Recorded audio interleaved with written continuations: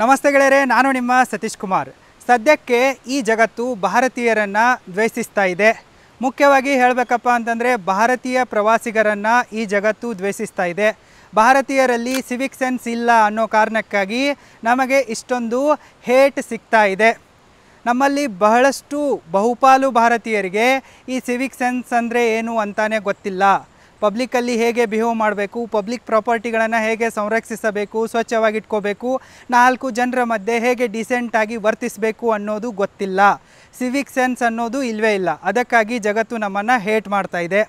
ಭಾರತೀಯರಲ್ಲಿ Civic sense ಇಲ್ಲ ಅನ್ನೋದನ್ನು ನಾನಿವತ್ತಿನ ಲಾಗ್ದಲ್ಲಿ ನಿಮಗೆ ಪ್ರಾಕ್ಟಿಕಲ್ಲಾಗಿ ತೋರಿಸುವನಿದ್ದೇನೆ. ಈಗಲೇ ಈ ವಿಡಿಯೋಗೆ ಲೈಕ್ ಮಾಡಿ ಮತ್ತು ಕೊನೆಯ ತನಕ ಮಿಸ್ ಮಾಡದೆ ನೋಡಿ. Let's begin. ಗೆಳೆಯರೆ, ಭಾರತದಲ್ಲಿ ನಾವು ಎಲ್ಲೇ ಟೂರಿಗೆ ಹೋದರೂ ಕೂಡ ಪಬ್ಲಿಕ್ ಟಾಯ್ಲೆಟ್ಗಳನ್ನು ಬಳಸಲೇಬೇಕಾಗತ್ತೆ. ಆದರೆ ಅವು ಬಹುಪಾಲು ಕ್ಲೀನಾಗಿರಲ್ಲ. ಇದಕ್ಕೆ ಮುಖ್ಯ ಕಾರಣ ಜನರೇ ಇವುಗಳನ್ನು ಕ್ಲೀನಾಗಿ ಇಟ್ಕೊಂಡಿರಲ್ಲ. ಇಲ್ಲಿ ನೋಡಿ ಗೊತ್ತಾಗತ್ತೆ.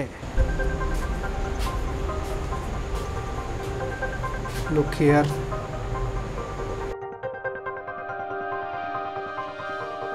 ಇಲ್ಲಿ ನೋಡಿ ಏನೇನು ಎಸ್ತಿದ್ದಾರೆ, ಹಿಂಗೆಲ್ಲ ಇಟ್ಕೊಂಡಿದ್ದಾರೆ ಅಂಥೇಳಿ. How can one use this?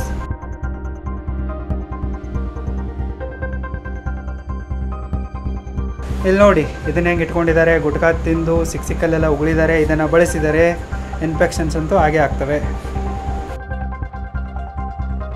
ಗೆಳೆಯರೆ, ನಾವು ಯಾವುದೇ ಒಂದು ಸುಂದರವಾದ ಜಾಗಕ್ಕೆ ಪ್ರವಾಸಕ್ಕಂತ ಹೋದರೆ ಆ ಜಾಗದ ಸ್ವಚ್ಛತೆಯನ್ನು, ಶಾಂತತೆಯನ್ನು ಮತ್ತು ಪಾವಿತ್ರ್ಯತೆಯನ್ನು ಕಾಪಾಡುವುದು ನಮ್ಮ ಜವಾಬ್ದಾರಿಯಾಗಿರುತ್ತೆ. ಆದರೆ ಬಹುಪಾಲು ಭಾರತೀಯ ಪ್ರವಾಸಿಗರು ಈ ಜವಾಬ್ದಾರಿಯನ್ನು ಸರಿಯಾಗಿ ನಿಭಾಯಿಸಲ್ಲ. ಸುಂದರವಾದ ಜಾಗಗಳಿಗೆ ಹೋಗಿಬಿಟ್ಟು ಅಲ್ಲಿ ಹೊಲಸನ್ನು ಮಾಡ್ತಾರೆ, ಕಚರಾವನ್ನು ತಂದು ಹಾಕ್ತಾರೆ, ಪ್ಲಾಸ್ಟಿಕ್ಕನ್ನು ಎಸಿತಾರೆ. ಅಲ್ಲಿ ಹೋಗಿಬಿಟ್ಟು ಸಿಗರೇಟನ್ನು ಸೇತಾ ಕೂಡ್ತಾರೆ, ಇಲ್ಲವೇ ಗುಟ್ಕಾ ತಿಂದುಬಿಟ್ಟು ಸಿಕ್ಕಲ್ಲಿ ಉಗುಳ್ತಾರೆ. ಇದಕ್ಕೆ ಪ್ರೂಫ್ ಇಲ್ಲಿದೆ ನೋಡಿ. ಈ ಜಾಗ ಎಷ್ಟೊಂದು ಸುಂದರವಾಗಿದೆ ನೋಡಿ. ಇಂತಹ ಸುಂದರವಾದ ಜಾಗವನ್ನು ನೋಡೋಕ್ಕೂ ಕೂಡ ಪುಣ್ಯ ಮಾಡಿರಬೇಕು. ಆದರೆ ಜನ ಇಲ್ಲಿಗೆ ಬಂದು ಇಂತಹ ಪಾಪಗಳನ್ನು ಮಾಡ್ತಾಯಿದ್ದಾರೆ. ಇಲ್ಲಿ ನೋಡಿ, ಪ್ಲಾಸ್ಟಿಕ್ ಬಾಟಲಿಗಳನ್ನೆಲ್ಲ ಸಿಕ್ಕಂಗೆ ಒಗೆದಿದ್ದಾರೆ. ಮತ್ತು ಆಲ್ಕೋಹಾಲನ್ನು ಕುಡಿದುಬಿಟ್ಟು ಅದರ ಬಾಟಲ್ಗಳನ್ನು ಕೂಡ ಇಲ್ಲಿ ಒಡೆದು ಹಾಕಿದ್ದಾರೆ. ಸಿಗರೇಟನ್ನು ಸೇದಿಬಿಟ್ಟು ಅದರ ಪಾಕಿಟನ್ನು ಕೂಡ ಇಲ್ಲೇ ಎಸೆದಿದ್ದಾರೆ. ಸಿಕ್ಕಂಗೆ ಎಲ್ಲ ಕಚರಾವನ್ನು ಮಾಡಿ ಹೋಗಿದ್ದಾರೆ. ನಾವು ಭಾರತೀಯರು ಎಲ್ಲೇ ಹೋದರೂ ಕೂಡ ಕಚರಾವನ್ನು ಮಾಡ್ತಾಯಿದ್ದೀವಿ. ನಾವು ಭಾರತೀಯರು ಅನ್ನೋದು ನಮ್ಮ ಸಭ್ಯ ನಡವಳಿಕೆಯಿಂದ ಗೊತ್ತಾಗಬೇಕು. ಆದರೆ ಈ ರೀತಿ ಅಸಭ್ಯ ವರ್ತನೆಯಿಂದ ಜಗತ್ತಿಗೆ ಗೊತ್ತಾಗ್ತಾ ಇದೆ. ಅದಕ್ಕಾಗಿಯೇ ಜಗತ್ತು ನಮ್ಮನ್ನು ದ್ವೇಷಿಸ್ತಾ ಇದೆ. ಇಲ್ಲಿ ಫಾರೆಸ್ಟ್ ಡಿಪಾರ್ಟ್ಮೆಂಟ್ದವರು ಕಸವನ್ನು ಹಾಕುವುದಕ್ಕಾಗಿ ಡಸ್ಟ್ಬಿನನ್ನು ಇಟ್ಟಿದ್ದಾರೆ. ಆದರೂ ಕೂಡ ಜನ ಇದನ್ನು ಬಳಸಲ್ಲ. ನಮಗೆ ಕಸ ಎಲ್ಲಿ ಹಾಕಬೇಕು ಅಂತ ಗೊತ್ತಾಗಲ್ಲ. ಇನ್ನು ಓಟ್ ಎಲ್ಲಿ ಹಾಕಬೇಕು ಅನ್ನೋದು ಹೇಗೆ ಗೊತ್ತಾಗತ್ತೆ? ನಾವು ಕತ್ತೆಗಳನ್ನು ಆಯ್ಕೆ ಮಾಡ್ತಾ ಇದ್ದೀವಿ. ನಾವು ಭಾರತೀಯರು ಎನ್ವೈರ್ಮೆಂಟನ್ನು ಪೊಲ್ಯೂಟ್ ಮಾಡೋದರ ಜೊತೆಗೆ ಥಾಟ್ಸ್ಗಳನ್ನು ಕೂಡ ಪೊಲ್ಯೂಟ್ ಮಾಡ್ತಾ ಇದ್ದೀವಿ. ಈಗಾಗಲೇ ಎನ್ವೈರ್ಮೆಂಟ್ ಫುಲ್ಲಿ ಪೊಲ್ಯೂಟ್ ಆಗಿ ಹೋಗಿಬಿಟ್ಟಿದೆ. ಜೊತೆಗೆ ನಮ್ಮ ಥಾಟ್ಸ್ಗಳು ಕೂಡ ಪೊಲ್ಯೂಟ್ ಆಗಿವೆ. ನಾವು ಭಾರತೀಯರು ಭಾರತದ ಒಳಗಡೆನೂ ಮತ್ತು ಭಾರತದ ಹೊರಗಡೆನೂ ಎಲ್ಲಿ ಹೋದರೂ ಕೂಡ ಜಾತಿ, ಧರ್ಮ, ಭಾಷಾ ವಿವಾದಗಳನ್ನು ಮಾಡ್ತಾಯಿದ್ದೀವಿ. ಹೀಗಾಗಿ ಈ ಜಗತ್ತು ನಮ್ಮಿಂದ ಒಂದು ಸೇಫ್ ಡಿಸ್ಟೆನ್ಸನ್ನು ಕಾಯ್ಕೊಳ್ತಾ ಇದೆ. ಇದನ್ನು ನೋಡಿಬಿಟ್ಟು ನಮಗೆ ನಾಚಿಕೆ ಆಗ್ತಾಯಿದೆ. ಆದರೆ ಯಾರು ಇದನ್ನು ಮಾಡ್ತಾ ಇದ್ದಾರಲ್ಲ ಅವ್ರಿಗೆ ಯಾವತ್ತೂ ಕೂಡ ಏನೂ ಅನಿಸೋದೇ ಇಲ್ಲ.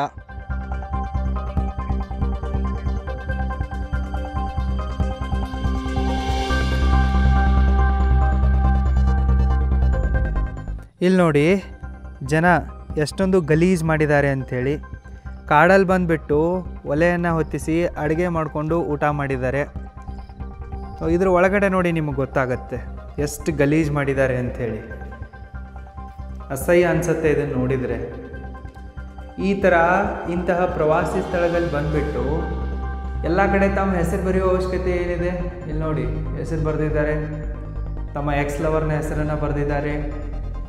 ಮತ್ತು ಇಲ್ಲೆಲ್ಲ ಸಿಕ್ಕಂಗೆ ಏನೇನೋ ಮಾಡಿದ್ದಾರೆ, ಉಗುಳಿದ್ದಾರೆ, ಗುಟ್ಕಾ ತಿಂದಿದ್ದಾರೆ, ಕುಡಿದ್ಬಿಟ್ಟು ಬಾಟಲ್ಗಳನ್ನ ಇಟ್ಟಿದ್ದಾರೆ. ನೋಡಿ ಇತ್ತ ಕಡೆಗೂ ಎಲ್ಲವನ್ನ ಕೂಡ ಹಿಂಗೆಲ್ಲನೂ ಗಲೀಜು ಮಾಡಿದ್ದಾರೆ. ನಮ್ಮ ಜನ ತಮ್ಮ ಸ್ವಂತ ಭಾರತ ದೇಶದಲ್ಲೇ ಈ ರೀತಿ ಮಾಡ್ತಾರೆ. ನಾನು ಪರದೇಶಕ್ಕೆ ಹೋದಾಗ ಇವರು ಯಾವ ರೀತಿ ಬಿಹೇವ್ ಮಾಡ್ತಾರೆ ಅಂತ ನೋಡಿ ಅಸಹ್ಯ ಅನಿಸುತ್ತೆ. ಅದಕ್ಕಾಗಿಯೇ ಹೊರದೇಶದವರು ಭಾರತೀಯರನ್ನು ಹೇಟ್ ಮಾಡ್ತಾ ಇದ್ದಾರೆ.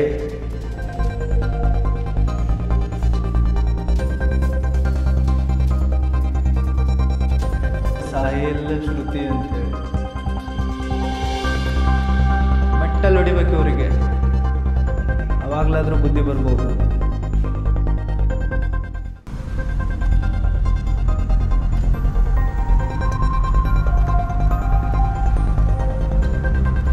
ನಾವು ಭಾರತೀಯರು ಯಾವತ್ತೂ ಕೂಡ ಮನಸ್ಸಿನಿಂದ ಟ್ರಾಫಿಕ್ ರೂಲ್ಸ್ಗಳನ್ನು ಫಾಲೋ ಮಾಡಲ್ಲ. ಫೈನ್ ಬೀಳತ್ತೆ ಅಂಥೇಳಿ ಟ್ರಾಫಿಕ್ ರೂಲ್ಸ್ಗಳನ್ನು ಫಾಲೋ ಮಾಡೋ ಥರ ಡೌಗಳನ್ನು ಮಾಡ್ತೀವಿ. ಸಪೋಸ್ ನಾವು ಬೈಕ್ ಮೇಲಿಂದ ಬಿದ್ದರೆ ನಮ್ಮ ತಲೆಗೆ ಪೆಟ್ಟಾಗತ್ತೆ, ನಾವು ಸತ್ತೋಗ್ಬೋದು ಅಂಥೇಳಿ ನಾವು ಹೆಲ್ಮೆಟ್ ಹಾಕಲ್ಲ. ಹೆಲ್ಮೆಟ್ ಹಾಕದೇ ಇದ್ದರೆ ಮುಂದೆ ಪೊಲೀಸರು ಇರ್ತಾರೆ, ಫೈನ್ ಬೀಳತ್ತೆ ಅಂಥೇಳಿ ನಾವು ಹೆಲ್ಮೆಟ್ ಹಾಕ್ತೀವಿ. ಸೀಟ್ ಬೆಲ್ಟು ನಮ್ಮ ಸೇಫ್ಟಿಗಾಗಿದೆ ಅಂಥೇಳಿ ನಾವು ಸೀಟ್ ಬೆಲ್ಟ್ ಹಾಕಲ್ಲ. ಅದನ್ನು ಹಾಕದೇ ಇದ್ದರೆ ಫೈನ್ ಬೀಳತ್ತೆ ಅಂಥೇಳಿ ಹಾಕೋ ಥರ ನಾವು ಆ್ಯಕ್ಟಿಂಗ್ ಮಾಡ್ತೀವಿ. ಎಲ್ಲಿ ನೋ ಪಾರ್ಕಿಂಗ್ ಬೋರ್ಡ್ ಇರುತ್ತೋ ಅಲ್ಲೇ ನಾವು ಬೇಕಂತಲೇ ಪಾರ್ಕಿಂಗ್ ಮಾಡಿ ಹೋಗಿಬಿಡ್ತೀವಿ, ಬೇರೆಯವರಿಗೆ ತೊಂದರೆ ಕೊಡ್ತೀವಿ.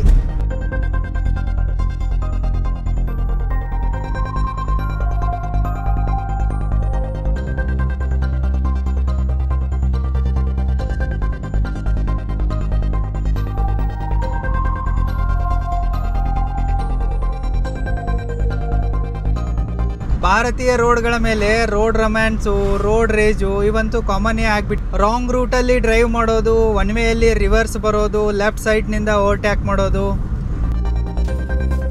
ಡ್ರೈವಿಂಗ್ ಮಾಡುವಾಗ ಮೊಬೈಲಲ್ಲಿ ಮಾತಾಡೋದು ಇವಂತೂ ಕಾಮನ್ ಆಗಿ ಹೋಗ್ಬಿಟ್ಟಿವೆ. ನಾವು ಬಹಳಷ್ಟು ಜನ ಭಾರತೀಯರು ಟ್ರಾಫಿಕ್ ರೂಲ್ಸ್ಗಳನ್ನು ಫಾಲೋ ಮಾಡೋದೇ ಇಲ್ಲ. ಇದರಿಂದ ನಮ್ಮಲ್ಲಿ ಸಿವಿಕ್ ಸೆನ್ಸ್ ಇಲ್ಲ ಅನ್ನೋದು ಪ್ರೂವ್ ಆಗುತ್ತೆ. ಬೇರೆಯವರಿಗೆ ತೊಂದರೆ ಕೊಡೋದ್ರಲ್ಲಿ ನಮಗೆ ಮಜಾ ಬರುತ್ತೆ, ಕಿಕ್ ಸಿಗತ್ತೆ. ನಾವು ಭಾರತೀಯರು ಬರೀ ಟೂರಿಸ್ಟ್ ಲೊಕೇಶನ್ಗಳಲ್ಲಿ ಅಷ್ಟೇ ಅನ್ಸಿವಿಲೈಸ್ಡ್ ಆಗಿ ಬಿಹೇವ್ ಮಾಡಲ್ಲ. ನಾವು ಎಲ್ಲ ಕಡೆಗೂ ಕೂಡ ಹಾಗೆ ಬಿಹೇವ್ ಮಾಡ್ತೀವಿ. ನಮ್ಮ ಮನೆಯಲ್ಲಿ, ಊರಲ್ಲಿ, ಸಿಟಿಗಳಲ್ಲಿ ಕೂಡ ಹಾಗೆ ಬಿಹೇವ್ ಮಾಡ್ತೀವಿ. ಮನಸ್ಸಿಗೆ ಬಂದಂತೆ ವರ್ತಿಸ್ತೀವಿ. ನಮ್ಮ ಅನ್ಸಿವಿಲೈಸ್ಡ್ ಬಿಹೇವಿಯರ್ ನಮ್ಮ ಮನೆಯಿಂದಲೇ ಶುರುವಾಗುತ್ತೆ. ಮೊದಲು ನಾವು ನಮ್ಮ ಮನೆಯವರಿಗೇ ಟಾರ್ಚರ್ ಮಾಡ್ತಾ ಇರ್ತೀವಿ, ಕಾಟ ಕೊಡ್ತಾ ಇರ್ತೀವಿ. ಅವರ ಪಾಯಿಂಟ್ ಆಫ್ ವ್ಯೂ ಏನು, ಅವರಿಗೆ ಪ್ರೈವೇಸಿ ಇರುತ್ತೆ, ಅವರಿಗೂ ಫ್ರೀಡಮ್ ಇರುತ್ತೆ, ಇದು ಯಾವುದನ್ನು ಕೂಡ ಅರ್ಥ ಮಾಡ್ಕೊಳ್ಳಲ್ಲ. ಹಾಗೆ ಪ್ರಾಣಿಗಳ ಥರ ವರ್ತಿಸ್ತಾ ಇರ್ತೀವಿ. ಮತ್ತು ನಮ್ಮ ಮನೆಯ ಕಸವನ್ನು ಸೈಲೆಂಟಾಗಿ ಬೇರೆಯವರ ಮನೆ ಮುಂದೆ ಎಸಿತಾ ಇರ್ತೀವಿ. ಇಂಥದ್ದು ಕೂಡ ಮಾಡ್ತೀವಿ. ಸೊ ನಾವು ಎಲ್ಲೇ ಹೋದರೂ ಕೂಡ ಇದೇ ಥರ ಬಿಹೇವ್ ಮಾಡ್ತೀವಿ. ಮೆಜಾರಿಟಿ ಆಫ್ ಭಾರತೀಯರಲ್ಲಿ ಸಿವಿಕ್ ಸೆನ್ಸ್ ಇಲ್ಲ ಅಂತಲೇ ಜಗತ್ತು ನಮ್ಮನ್ನು ಹೇಟ್ ಮಾಡ್ತಾ ಇದೆ. ಇದೊಂದು ದೊಡ್ಡ ಸಮಸ್ಯೆಯಾಗಿ ಪರಿಣಮಿಸಿದೆ. ಈ ಸಮಸ್ಯೆಯ ಮೇಲೆ ಅವೇರ್ನೆಸ್ಸನ್ನು ಮೂಡಿಸುವುದಕ್ಕಾಗಿ ನಾನು ಈ ವಿಡಿಯೋವನ್ನು ಮಾಡಿರುವೆ, ಬೇರೆ ಯಾವುದೇ ಉದ್ದೇಶ ಇಲ್ಲ. ಈ ವಿಷಯದ ಮೇಲೆ ನಿಮ್ಮ ಅಭಿಪ್ರಾಯ ಏನಿದೆ ಎಂಬುದನ್ನು ಪ್ರಾಮಾಣಿಕವಾಗಿ ಕಮೆಂಟ್ ಮಾಡಿ. ಮತ್ತೆ ಸಿಗುವೆ, ಅಲ್ಲಿ ತನಕ take care. Thank you so much.